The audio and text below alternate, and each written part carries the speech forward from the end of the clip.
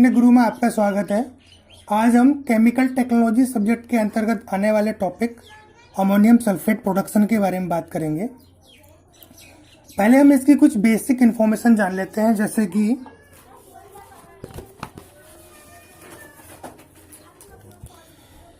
यह एक inorganic salt होता है।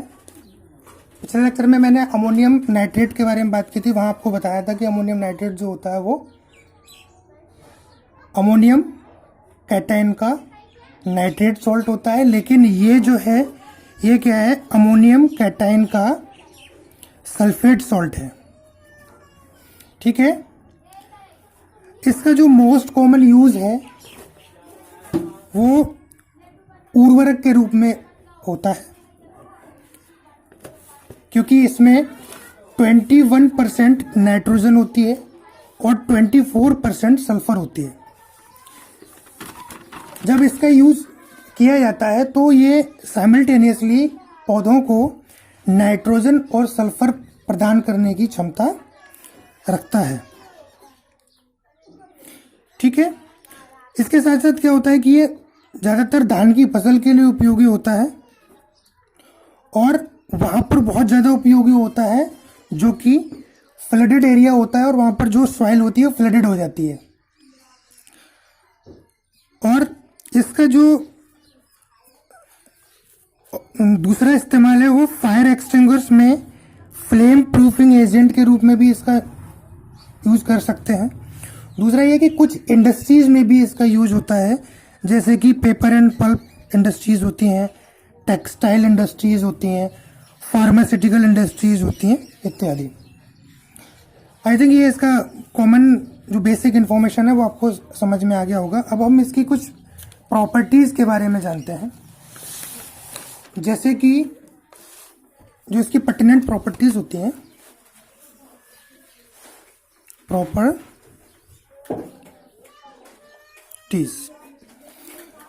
जैसे कि इसका जो मॉलिक्यूलर वेट है वो होता है 132.14 ग्राम पर मोल। इसका जो मेल्टिंग पॉइंट है वो है 235 टू 280 डिग्री सेंटीग्रेड, और ये इतने टेम्परेचर पर डिकम्पोज भी होना शुरू हो जाता है। इसका बॉइलिंग पॉइंट Na मीन्स ये बॉयल होने से पहले ही डिकम्पोज होना शुरू हो जाता है। कहने का मतलब ये है कि जब आप इसको मेल्टिंग पॉइंट की रेंज में हीट करेंगे या फिर मेल्टिंग पॉइंट की रेंज से थोड़ा सा ऊपर हीट करेंगे तो फिर ये डिकम्पोज होना शुरू हो जाएगा बॉयल होने से पहले ही, इसलिए बॉइलिंग पॉइंट क्या लिख दिया है, Na। इसकी जो डेंसिटी होती है वो होती है 1.77 ग्राम पर सेंटीमीटर क्यूब। सॉल्युबिलिटी के बारे में बात करें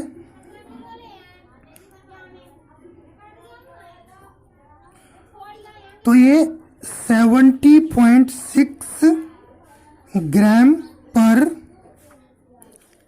100 ग्राम वाटर में सॉल्युबल होता है एट 0 डिग्री सेंटीग्रेड पर। दूसरा ये इनसॉल्युबल होता है इन एसीटोन, एल्कोहल और ईथर। ओके, इसकी जो अपीयरेंस होती है, मतलब दिखता कैसा है, वो होता है फाइन वाइट ग्रेनुअल्स और क्रिस्टल्स। इसका नेचर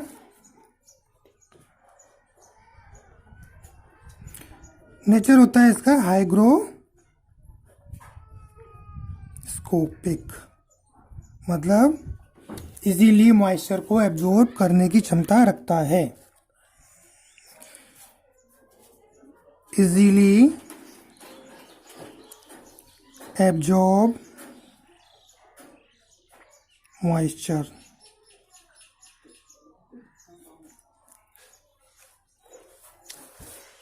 ठीक है, तो ये इसकी कुछ पर्टिनेंट प्रॉपर्टीज थी जो आपको पता लग गई। अच्छा, ये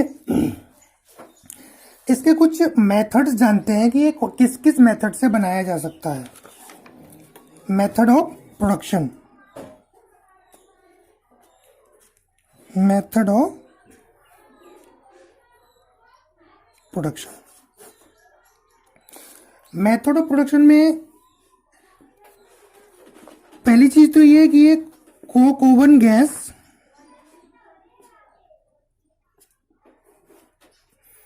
एंड सल्फ्यूरिक एसिड प्रोसेस से भी बनाया जा सकता है। सल्फ्यूरिक एसिड प्रोसेस से भी बनाया जा सकता है। दूसरा, डायरेक्ट न्यूट्रलाइजेशन,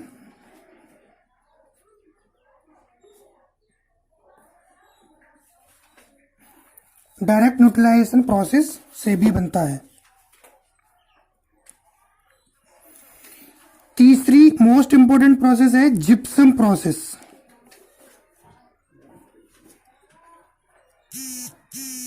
ये अधिकतर यूज की जाती है इसकी मैन्युफैक्चरिंग के लिए और इस प्रोसेस पर ही हम फोकस करेंगे।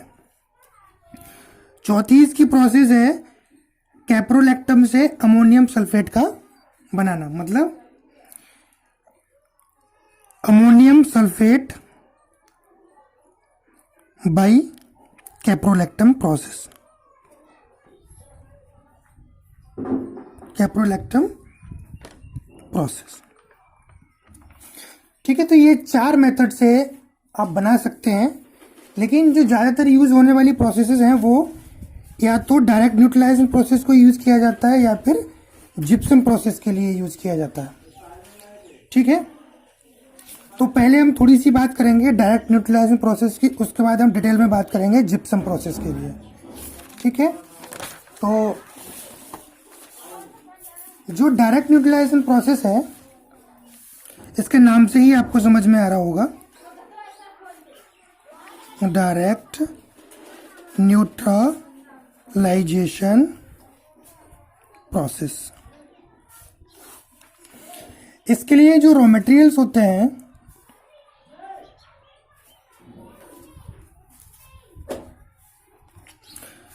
वो रॉ मटेरियल्स होते हैं लिक्विड अमोनिया एंड H2SO4। ठीक, अब देखते हैं इसकी केमिकल रिएक्शन। केमिकल रिएक्शन क्या होगी? ये देखिए, ये क्या है? ये है न्यूट्रलाइजेशन प्रोसेस।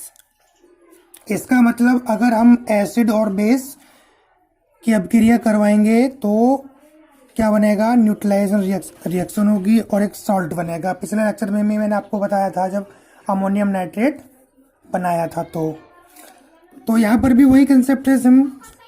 आप अमोनिया जो कि बेस है, H2SO4 जो कि एसिड है, ठीक है, इन दोनों की आप अभिक्रिया करवाओगे तो आपको एक सॉल्ट प्राप्त होगा और वो सॉल्ट क्या होगा?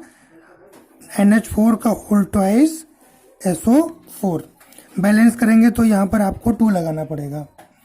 ठीक है, तो ये अभिक्रिया हो गई किसकी? डायरेक्ट न्यूट्रलाइजेशन प्रोसेस के लिए। ठीक, अब देखते हैं कि जब डायरेक्ट न्यूट्रलाइजेशन प्रोसेस करेंगे तो इसमें कौन कौन से स्टेप्स आएंगे, कौन कौन से बेसिल्स यूज किए जाएंगे, उसको हम ब्लॉक डायग्राम में समझ लेते हैं। Block diagram for manufacturing of ammonium sulphate. ठीक, तो अब देखिए इसमें सबसे पहले क्या होता है, एक न्यूट्रलाइजर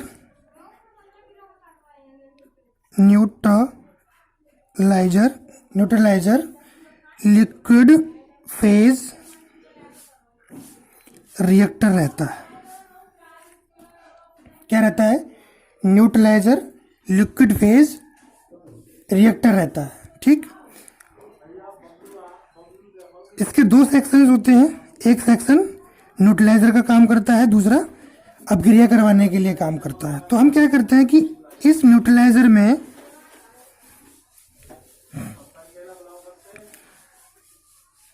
अमोनिया जो कि लिक्विफाइड है, दूसरा H2SO4 इसमें डाल रहे हैं।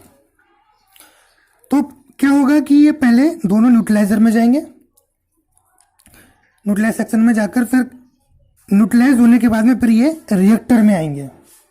क्योंकि दोनों ही लिक्विड है इसलिए क्या होगा, ये लिक्विड फेज रिएक्टर है। ठीक है, तो अब रिएक्टर में आने के बाद में क्या होगा, अब आपको क्या प्राप्त होगा, यहां से आपको प्राप्त होगा अमोनियम सल्फेट स्लरी। ठीक है, अब ये अमोनियम सल्फेट स्लरी को कहां लेके जाएंगे, कहां लेके जाएंगे, एवापोरेटर में।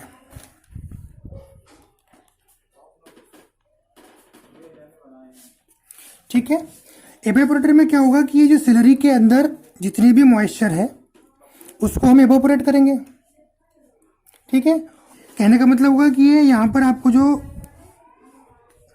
मटेरियल मिलेगा वो 95% मोल्टन अमोनियम सल्फेट होगा। ठीक है, इसके बाद हम इसको लेके जाएंगे क्रिस्टलाइजर में। कहाँ लेके जाएंगे, क्रिस्टलाइजर में।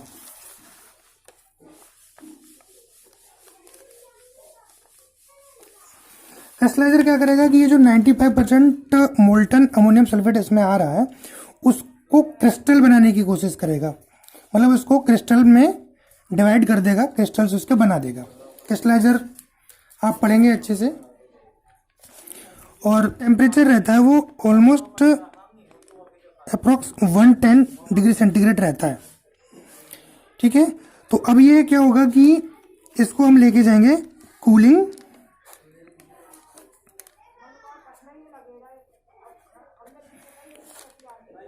ड्रम में। कूलिंग ड्रम में क्या होगा, कूलिंग ड्रम में स्क्रीन भी लगी रहती है अंदर, मतलब जो साइज आपको चाहिए होगा वो साइज को ठंडा करके आप क्या करेंगे, पैकिंग सेक्शन के लिए भेज देंगे। ठीक है, पैकिंग के लिए भेज देंगे। जो साइज आपको चाहिए, मतलब वो साइज कौन सा होगा, अंडर साइज। और जो ओवर साइज होगा उसको आप क्या करेंगे, रिसाइकल करके वापस कहाँ ले जाएंगे, न्यूट्रलाइजर में। कहाँ ले जाएंगे, न्यूट्रलाइजर रिएक्टर में। ठीक है, तो ये आप इसकी पैकिंग हो गई। ठीक है, आई थिंक आपको ये डायरेक्ट न्यूट्रलाइजेशन प्रोसेस समझ में आई होगी। अच्छा, अब हम आते हैं जिप्सम प्रोसेस पर।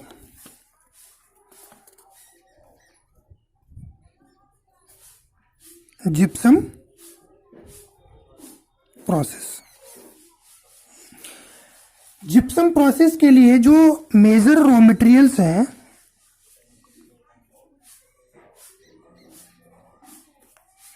वो हैं आपके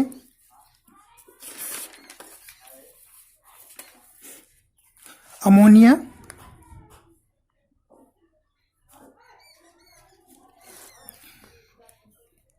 CO2 और जिप्सम।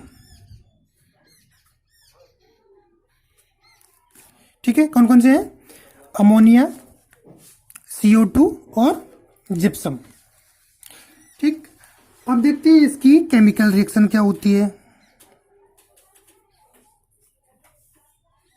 केमिकल रिएक्शन, तो पहली चीज तो ये है कि अमोनिया, CO2, H2O, इनकी जब अपक्रिया होती है तो आपको मिलेगा अमोनियम कार्बोनेट। ठीक है, अपक्रिया से आपको क्लियर हो रहा होगा ये।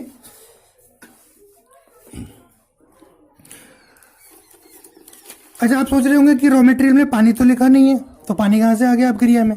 एक्चुअल में क्या करते हैं, हम अमोनिया को पहले पानी में एब्जॉर्ब करते हैं, एब्जॉर्ब करवाते हैं, उसके बाद फिर CO2 से उसकी अपक्रिया होती है। जब इसकी फ्लोशीट बनाएंगे तो समझ में आएगा आपको। तो आपको मिला क्या, अमोनियम कार्बोनेट,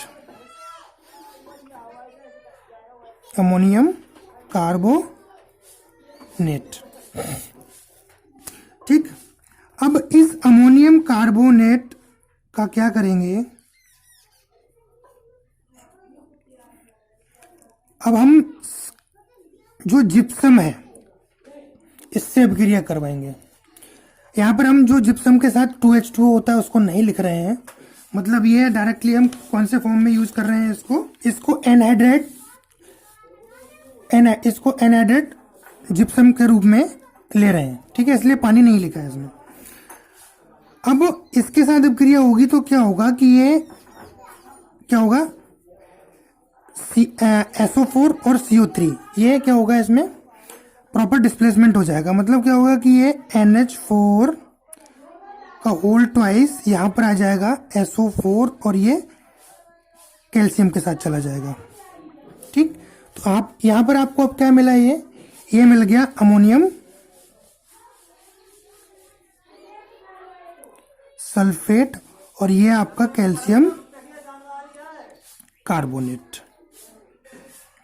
ठीक है, अब देखिए ये जो कैल्शियम कार्बोनेट बन रहा है ये इसमें साइड प्रोडक्ट के रूप में बनता है, लेकिन इसको हम सीमेंट इंडस्ट्री के लिए भेज देते हैं एज अ रॉ मटेरियल। आप जब सीमेंट पढ़ेंगे तो वहां आपको देखना कि कैल्शियम कार्बोनेट जो है वो as a raw material use किया जाता है, तो इसको हम वहां भेज देंगे। फ्लोशीट में मैंने मेंशन भी कर दिया है ये। ठीक है, तो आई थिंक ये केमिकल रिएक्शन आपको क्लियर हुई होगी। 2 स्टेप में हो रही है, फर्स्ट स्टेप, सेकंड स्टेप। ठीक है, अब हम इसकी प्रोसेस देखते हैं कि कैसे कैसे प्रोसेस होगी। तो प्रोसेस को हम पहले एक ब्लॉक डायग्राम के जरिए समझ लेंगे, उसके बाद इसकी जो प्रॉपर फ्लो शीट होगी वो हम बनाएंगे। तो इसमें सबसे पहले आपके पास एक रहेगा एब्जॉर्प्शन टावर। क्या रहेगा, एब्जॉर्प्शन टावर। ठीक है, इस एब्जॉर्प्शन टावर में आपने क्या किया है, लिक्विड अमोनिया को डाला। ठीक है, लिक्विड अमोनिया को इसमें डाला। अब अच्छा, एब्जॉर्प्शन टावर में क्या रहता है कि यहां पर ऊपर से पानी भी आता है, H2O। ठीक, जब ये पानी आएगा तो पानी में ये लिक्विड अमोनिया क्या होगी, एब्जॉर्ब हो जाएगी। ठीक है, जब वो उसमें एब्जॉर्ब हो जाएगी उसके बाद हम क्या करेंगे, एब्जॉर्प्शन टावर के बॉटम से क्या डालेंगे, CO2। ठीक है, अब CO2 भी इसमें आ गई एब्जॉर्प्शन टावर में।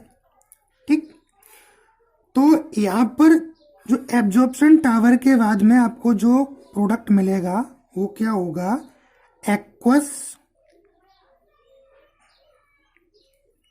Ammonium carbonate, aqueous ammonium carbonate.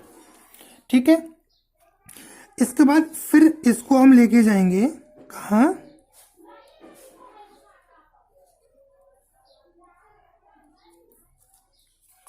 कहाँ लेके जाएंगे, रिएक्टर में।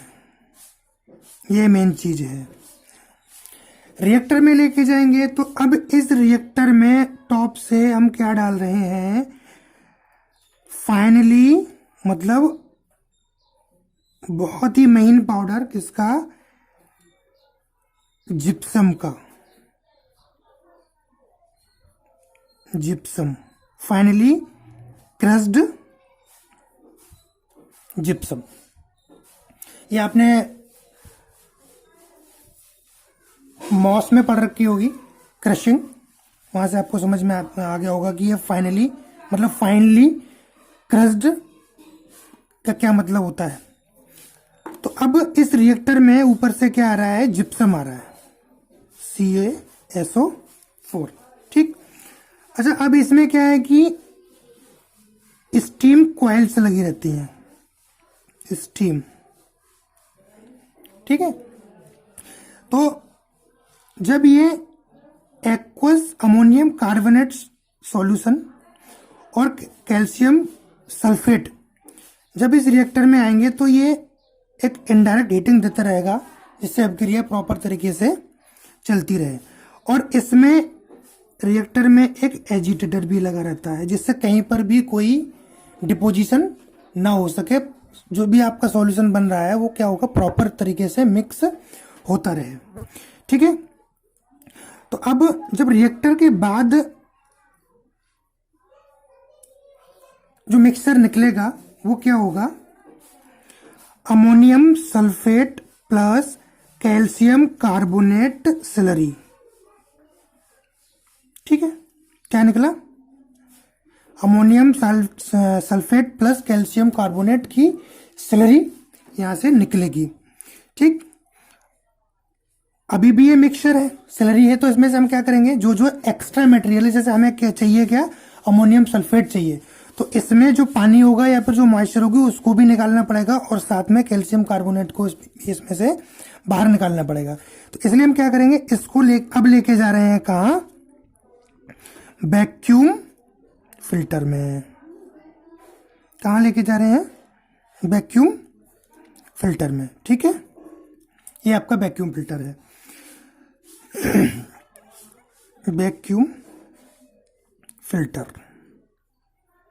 ठीक, वैक्यूम फिल्टर में पानी की सप्लाई रहती है, इधर से पानी H2O क्यों होता है बताऊंगा अभी। ये वैक्यूम फिल्टर क्या करेगा, इसमें अंदर वैक्यूम तो रहेगा ही रहेगा, प्रेशर जीरो रहेगा। तो पहले जो स्लरी आ रही थी उस स्लरी में क्या होता था कि ये जो कैल्शियम कार्बोनेट है उसको ये फिल्टर पे ऊपर रोक लेता है, फिल्टर पे ऊपर उसको रोक लिया। फिर फिल्टर की वॉशिंग के लिए हम क्या करते हैं, H2O यूज करते हैं। मतलब अब जो है फिल्टर पेपर भी साफ हो गया, ठीक है, और इधर से कैल्शियम कार्बोनेट भी निकल गया। तो ये जो कैल्शियम कार्बोनेट है इसको हम कहाँ कर सकते हैं, सीमेंट मैन्युफैक्चरिंग के लिए यूज कर सकते हैं।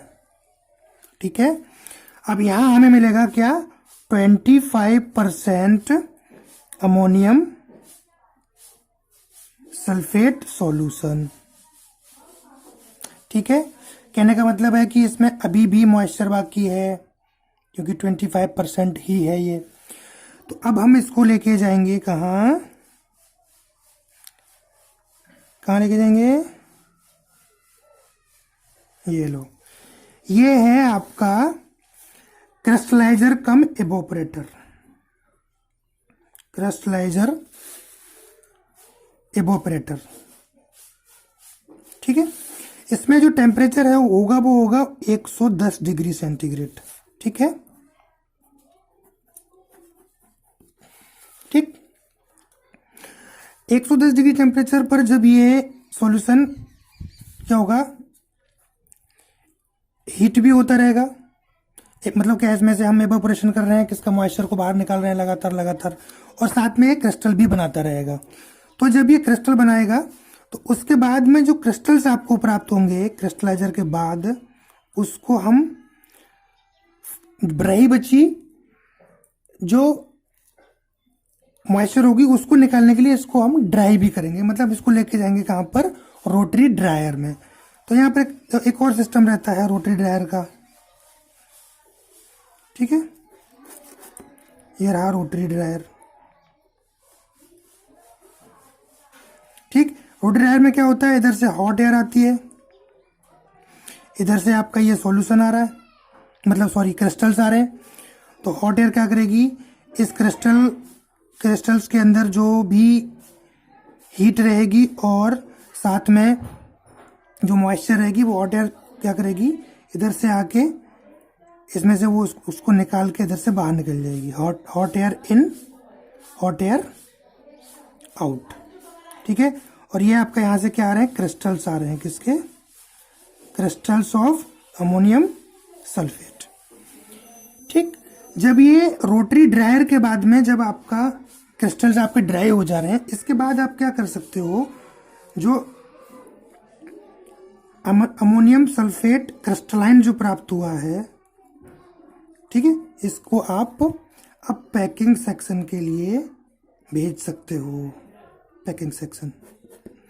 ठीक, ये तो हो गई इसकी study as a block diagram. I think आपको ये थोड़ा थोड़ा समझ में आया होगा कि ये कैसे कैसे कहाँ पर क्या करना है और कहाँ पर क्या प्रोसेस हो रही है। ठीक है, अब हम देखते हैं इसकी जो प्रॉपर फ्लो सीट है वो किसकी, जिप्सम प्रोसेस की।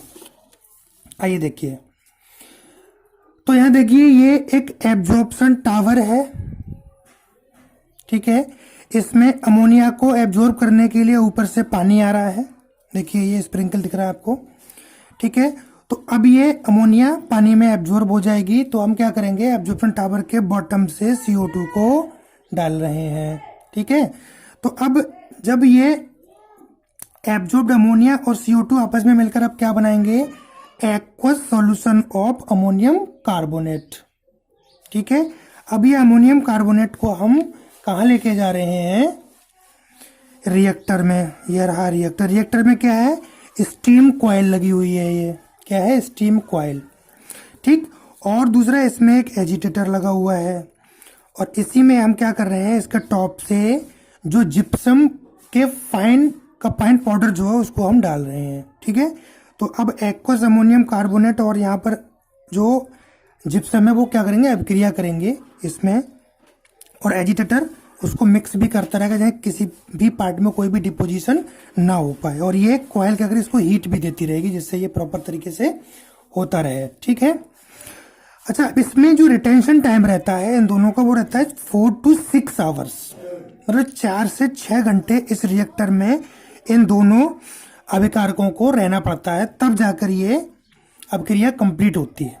ठीक है, तो अब इस रिएक्टर के बाद जो मिलेगा वो आपको क्या मिलेगा, अमोनियम सल्फेट और कैल्शियम कार्बोनेट की स्लरी मिलेगी। इस स्लरी को हम वैक्यूम फिल्टर में ले जा रहे हैं, ये रहा वैक्यूम फिल्टर, और वैक्यूम फिल्टर में ऊपर क्या है, कैल्शियम कार्बोनेट की वॉशिंग करने के लिए क्या है, ये वाटर है, उसको डिवाटर कर देते हैं। ठीक है, जिससे जो फिल्टर है, फिल्टर के ऊपर कैल्शियम कार्बोनेट जमा रहेगा, और जो अमोनियम सल्फेट सॉल्यूशन है वो नीचे से निकलेगा तो ऊपर जम जाएगा कैल्शियम कार्बोनेट, तो उसको वॉशिंग करके हम पानी से बाहर निकाल देते हैं, और उसके बाद इसको हम कहाँ ले जा सकते हैं, सीमेंट मैन्युफैक्चरिंग के लिए। देखो लिखा हुआ है इसमें प्रॉपर। ठीक है, अब ये वैक्यूम फिल्टर के बाद में जो 25% अमोनियम सॉल्यूशन मिल रहा है, अमोनियम सल्फेट सॉल्यूशन मिल रहा है, उसको हम क्रिस्टलाइजर में ले जा रहे हैं, जहाँ पर बताया था आपको टेम्परेचर 110 डिग्री सेंटीग्रेड होता है। तो इसमें से एक्सेस मॉइस्चर बाहर निकलती रहेगी और इसमें से क्रिस्टल्स आपके क्रिस्टलाइजर इसको उसमें बना देगा। ठीक है, तो जो भी आपको यहाँ पर क्रिस्टल्स प्राप्त हो रहे हैं, इन क्रिस्टल्स को रिमूव करने के लिए, इन क्रिस्टल्स के अंदर जो अभी भी प्रेजेंट जो मॉइस्चर है उसको निकालने के लिए हम क्या कर रहे हैं, इसको रोटरी ड्रायर में ले जा रहे हैं। रोटरी ड्रायर का होता है कि वो अपने एक्सेस पे क्या करता रहता है, मूव भी करता है और क्रिस्टल्स को ड्राई भी करता है। ठीक है, ये ज़्यादातर क्रिस्टलाइजर वाली जो प्रोसेस होती है उसमें रोटरी ड्रायर को यूज़ करते हैं, नहीं तो जो प्रिलिंग टावर वाली प्रोसेस उसमें हम डायरेक्टली फैंस को यूज़ कर लेते हैं। ठीक है, तो ये रोटरी ड्रायर मूव भी कर रहा है अपने एक्सेस पर, और क्रिस्टल्स में मूव करने के साथ साथ इसमें हॉट एयर इन भी हो रही है, और क्रिस्टल्स की जो मॉइस्चर उसको लेके ये बाहर भी निकल जा रही है, यहाँ से हॉट एयर आउट। तो आपको अब क्या मिल गया, क्रिस्टलाइन अमोनियम सल्फेट। ठीक है, आई थिंक ये फ्लो सीट भी आपको क्लियर है। अच्छे से समझ में आ गई होगी। जो इसकी प्रोसेस है वो इधर आप देख लीजिए, आप इसको नोट कर लें। नोट्स के तौर पर पूरी इंफॉर्मेशन आपको यहाँ से मिल जाएगी।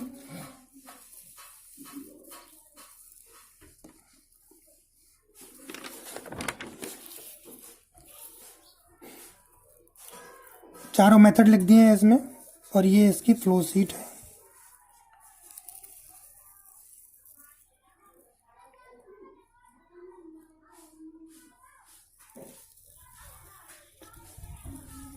वीडियो पॉज करके आप जो भी लिखना है आप उसको नोट कर सकते हैं। इसकी जो प्रोसेस है आप फ्लो शीट देखकर ही लिख सकते हैं, नहीं तो मैंने भी वो लिख कर रखी हुई है और आप उसमें डायरेक्टली इसको नोट कर सकते हैं।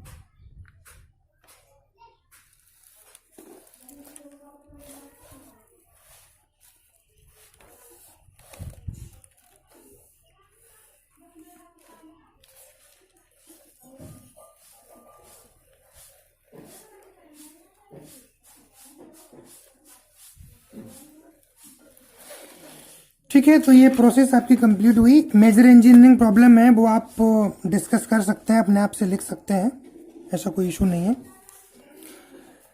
चलिए मिलते हैं नेक्स्ट लेक्चर में। बहुत बहुत धन्यवाद।